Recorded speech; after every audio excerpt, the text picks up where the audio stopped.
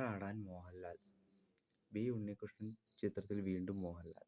എൻ്റെ പൊന്നോ ഒന്നും വേണ്ട. ഞാൻ ആറാട്ട് കണ്ടിട്ടില്ല, പക്ഷെ വില്ലൻ എന്ന് പറഞ്ഞ പടമുണ്ട്. ആ പുലിമുരുകനൊക്കെ ഇറങ്ങിയ ദൃശ്യം സമയത്തൊക്കെ ഇറങ്ങി ലാലേട്ടൻ ഹിറ്റടിച്ച ടൈമിലാക്കിയായിരുന്നു അവർ ബോംബ് കൊണ്ടുപോയിട്ട് വില്ലൻ.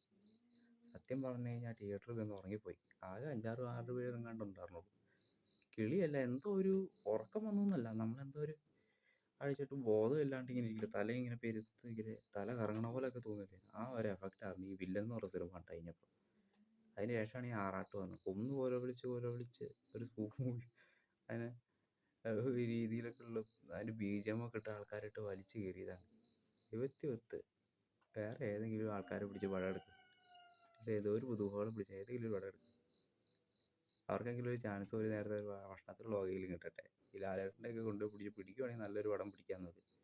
അല്ലാതെ അവിടെ കിടന്ന് കഴിഞ്ഞിട്ട് ഈ ആറാട്ടിലെ പോലെ ഒരു പടമൊക്കെ ഇട്ടിട്ട് വില്ലൻ്റെ കാര്യം പറയണ്ട, എൻ്റെ പൊന്നോ. ഒരുപാട് മൾട്ടി സ്റ്റാറെ കൊണ്ട് ഇരുത്തി വെറുപ്പിച്ച് ഒരുമാതിരി തലകറക്കം പോലെയായിരുന്നു. എങ്കിലും വേറെ നല്ല നല്ല പടങ്ങളൊക്കെ പിടിക്കും പുതുമുഖങ്ങളെ വെച്ച്. ഇനി ആറാടിക്കാൻ നിൽക്കല്ലേ.